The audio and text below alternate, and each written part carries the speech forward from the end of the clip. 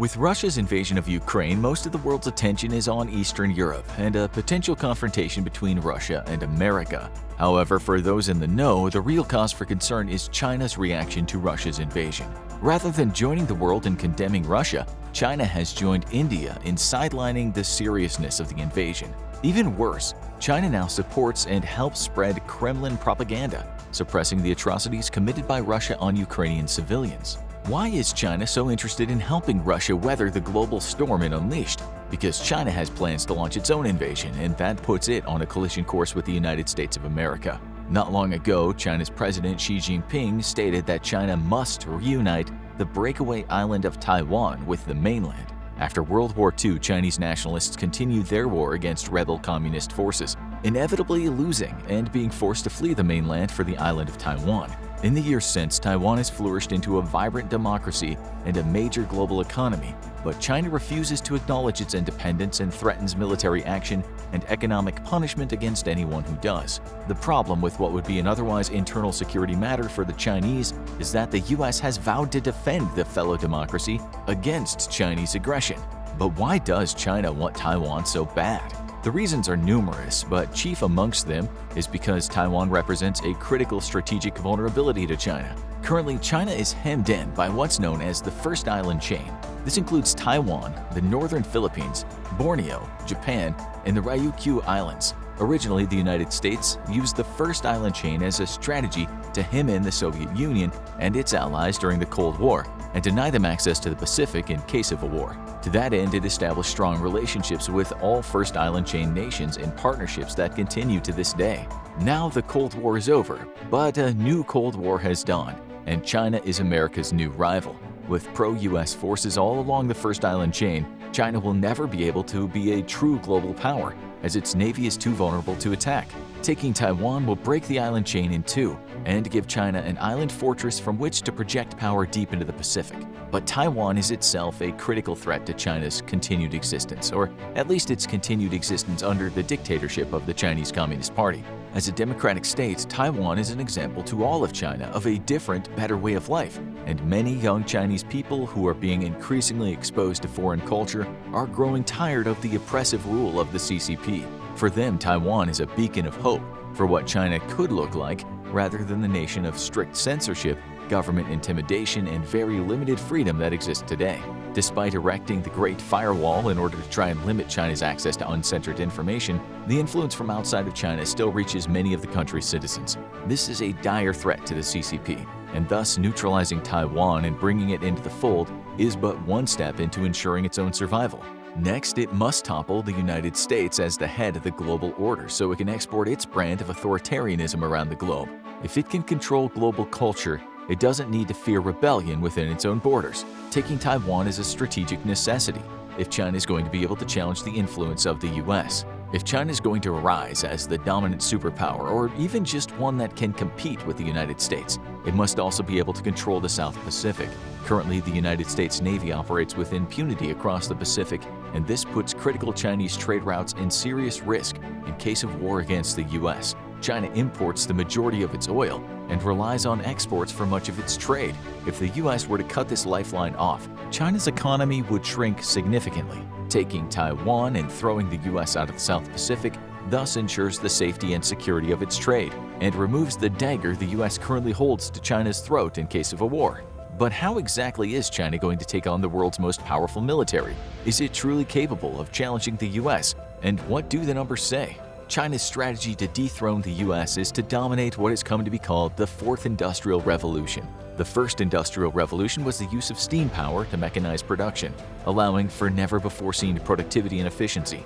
Not long after came the Second Industrial Revolution, heralded by cheap and abundant electricity, which allowed mass production on an epic scale. The Third Industrial Revolution introduced advanced electronics and information technology to automate production, and now we're building on this revolution for what will become known as the Fourth Industrial Revolution. This new revolution will be a digital revolution, with billions of people connected electronically and breakthroughs in artificial intelligence, robotics, 3D printing, quantum computing, and other fields. Much like the first factory to install a steam engine couldn't picture what the world would look like just 10 years from then, It's hard for us to predict what life will look like in the wake of the Fourth Industrial Revolution, though it is going to be the most revolutionary change in the affairs of human history.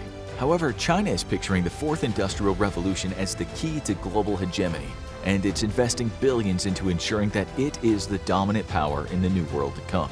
China's strategy to dominate the world in the coming decades is a fusion of civilian and military application of technology.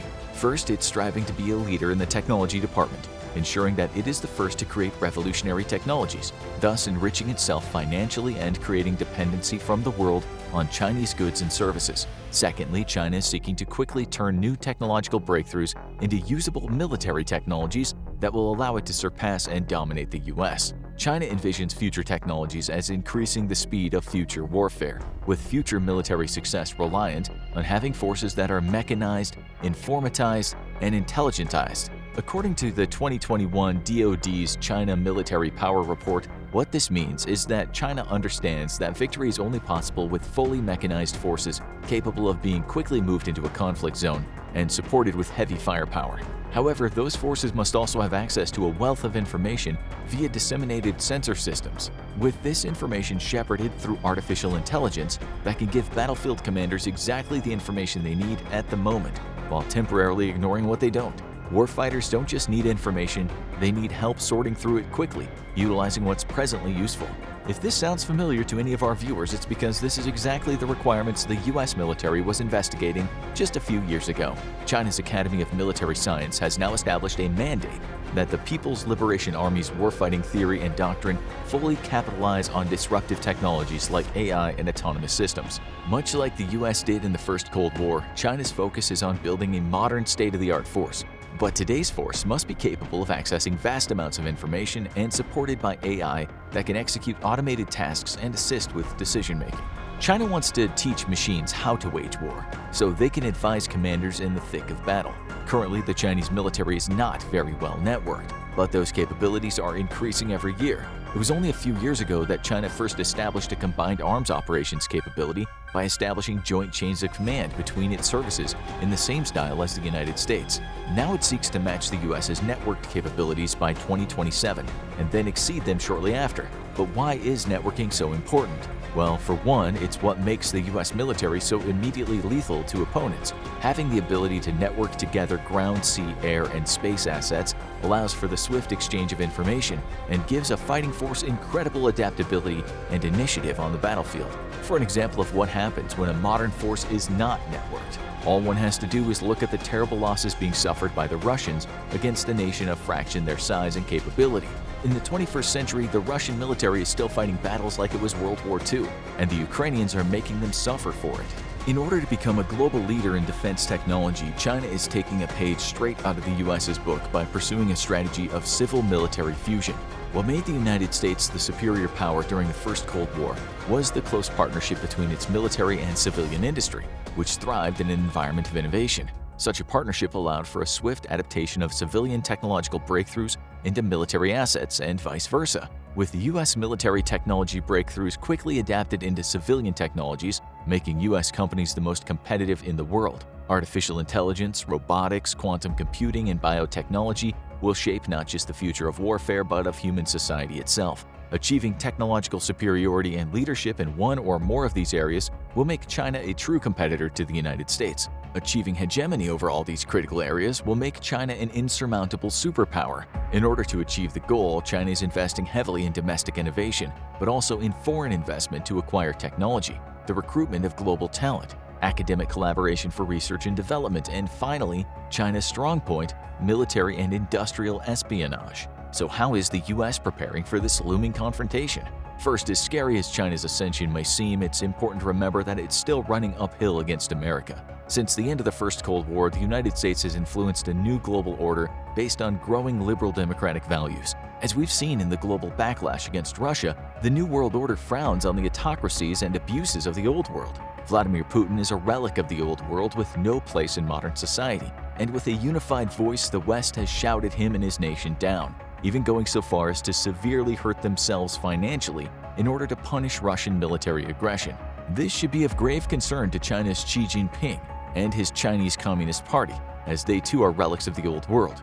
The uprisings in Hong Kong that lasted for months are but a taste of the simmering tension just under the surface of Chinese society, and proof to the CCP of the corrupting influence of liberal Western values. Should China follow in Russia's footsteps and engage the world in hostility, it too will quickly find itself a pariah and outcast nation, effectively crippling any bid to become a global leader. This is why it's important for China to undermine Western values. The United States remains the world leader in technological innovation, despite mounting pressure from China and beyond. But the US is far ahead in one important area of technology: its ability to rapidly commercialize new and emerging technology on global markets. While Chinese technology grows in influence around the world, American companies are already globally established brands. China's modern problem is in convincing the world to buy more than just cheap manufactured goods from it. US commercial success is also due to its global culture domination. American brands are present in every country on Earth, but so is its culture. With one of the most rapidly evolving cultures in the world,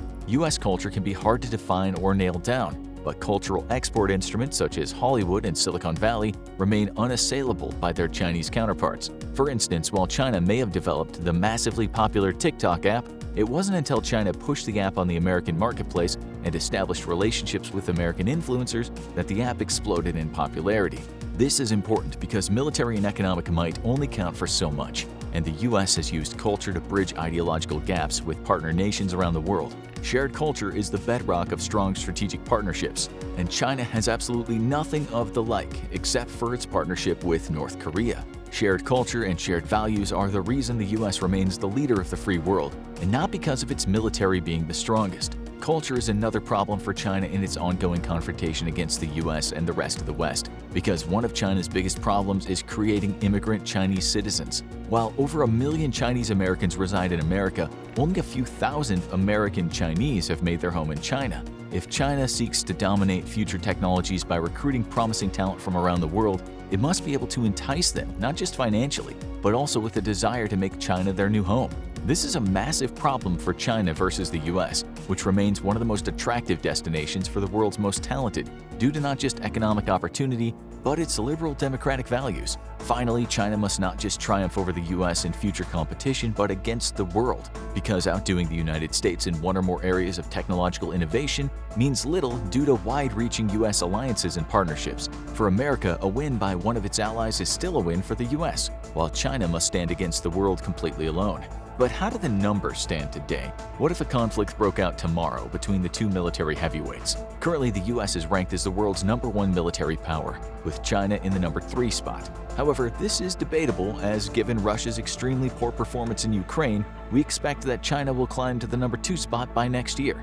Dethroning Russia, whom it seems derives most of its power from its ability to threaten with nuclear weapons. However, poor Russian performance should deeply concern China, because just like Russia, the Chinese military is also completely untested against modern capable foes. While Russian forces were more than adequate to crush uprisings in Aleppo and Chechnya, Russian superiority in numbers with equipment meant very little when it went up against Ukraine's Western-trained military. With China's last war being in Vietnam in the 70s, a conflict it ended up losing, China should be extremely concerned about facing the United States in battle, whom, unlike China, is thoroughly tested in modern combat. Much like Russia, China has lacked a robust training regimen for its military, with exercises typically being highly scripted and mostly for the benefit of visiting dignitaries. This culture has begun to change within China, but the nation is yet to match the robust training schedule of the US military. Realistic training, though, is not enough for the Chinese military, as it, also like Russia, must also contend with a legacy of corruption that has plagued its ranks for decades. President Xi Jinping's massive anti-corruption effort has produced great results, but the service must still contend with many officers who hold rank due to the time-honored Chinese tradition of gifting, wherein a junior official gifts a senior official in exchange for promotion. Currently, the Chinese military numbers at 2 million strong, dwarfing the US military in its 1.39 million strong force. This gives China a numbers advantage, but the US retains a great deal of force multipliers that don't just even the playing field but tip it decisively in its favor. Chief amongst these is a well-trained and well-equipped modern fighting force, while Chinese units vary widely in modernity. A hefty investment in precision weaponry, integrated forces, and superior sensor and tracking technologies make the US a lethal adversary even against a numerically superior foe. Reserves will play a critical role in any Sino-American conflict, but both sides are nearly evenly matched. with China having 510,000 ready reservists versus the US's 442,000. American reservists receive continual training of 1 weekend a month and 2 weeks out of the year, while training for Chinese reservists is improving but still spotty. This provides the US with a smaller reservist pool, but one that is more quickly capable of being introduced into the fight, while Chinese reservists require longer training periods or risk being thrown into combat completely unprepared. The American defense budget dwarfs China's at $770 billion versus China's $250 billion, but that's not telling the whole story. First, the US budget includes many costs for operations that would have nothing to do in case of war with China, such as funding for its 11 unified combatant commands spread out across the world. These combatant commands are responsible for general peacekeeping, and their presence is a globally stabilizing force. Without them, local conflicts would quickly sprout and spiral out of control. For example, without US Central Command, Iran would quickly seek to neutralize regional adversaries such as Saudi Arabia, causing massive global disruption of oil and other trade that passes through the region. Also, China does not count all of its military investments within its published budget report, cleverly hiding them within other non-military budgets. A large part of its nuclear modernization initiative, for example, is coming from funds outside of its official military budget. Lastly, because Chinese military equipment is sourced locally, it pays less for goods than the US does for its own equipment. That's because the standard of living is lower in China, with lower wages and less benefits, which means cheaper production costs. When compared by purchasing power parity, China's budget is significantly closer to the US's than a first glance would lead one to believe. Any war between the US and China would be waged at sea and air, making comparisons of the two sides' air forces and navies of utmost importance. The US operates an air fleet of 13,247 aircraft, easily dwarfing the Chinese air fleet of 3,285. When it comes to fighter aircraft, the two sides are close together, with the US having 1,957 fighters versus China's 1,200. American air mobility absolutely dwarfs Chinese mobility, though, with a transport fleet of 982 versus China's 286. Understandable given that the US faces conflicts far from its own shores, and China has little need to move its own forces significant distances. However, the massive advantage in airlift capability makes the US military much more flexible and agile than the Chinese military. Perhaps the most important distinction between the two air forces, though, is the number of special mission aircraft, with the US operating 774 versus China's 114. The US has placed a premium on equipping aircraft for everything from early warning to electronic and signals intelligence and anti-submarine warfare. The US dwarfs China in special mission capabilities, and it's part of what makes the US Air Force and Navy so lethal. Unless a confrontation between the US and China takes place on Taiwan, attack helicopters won't figure into the equation. However, if they do, the US outnumbers China with 910 versus China's 281. Numbers only tell part of the story, though, because the weapon systems used by both sides only further skew the advantage to the US. For air superiority, the US fields the F-15 Eagle and F-18 Super Hornet. A fleet of 187 operational F-22s are unmatched by China, who is yet to field its own fifth-generation fighter in any significant numbers. Adding to China's problem is the US's Rapid Raptor program, which aims to bring a sizable contingent of F-22s to any battle space in the world within 24 hours. China's competitor versus the Raptor is the J-20, which is equipped with inferior engines versus American planes, requiring the use of canards on the body of the plane. These canards and other obvious engineering flaws have led to defense analysts to conclude the J-20 has at best only a slightly smaller radar cross-section than a traditional fourth-generation fighter. In fact, India claims it has frequently observed and tracked Chinese J-20s with long-range radar. The rest of the Chinese Air Force varies widely in modernity, with a significant part of its Air Force still flying Cold War Russian-made or Chinese-licensed relics. While China would initially put its most modern fighters, such as the J-16, J-11s, and Su-30s, into the fight first, once those have been downed, it'll be increasingly reliant on older and older planes. Meanwhile, the United States doesn't just have a completely modern air fleet, but it's adding dozens of fifth-generation F-35s every year to its arsenal. The U.S. Air Force now has over 280 F-35s it can bring to the fight, with an additional 157 being added a year across the various services. In a war where air power would be decisive, the U.S. not only has the numbers advantage but also the technological advantage. At sea, the U.S. Navy is outnumbered by the Chinese Navy, with 484 vessels versus China's 777. However, there are numbers once again only telling part of the story. The U.S. operates 11 aircraft carriers versus China's 2. And American aircraft carriers can bring over 800 aircraft into the fight versus China's grand total of 70. China's inflated naval numbers take into account things like missile boats, of which it has 84, while the US only operates 10.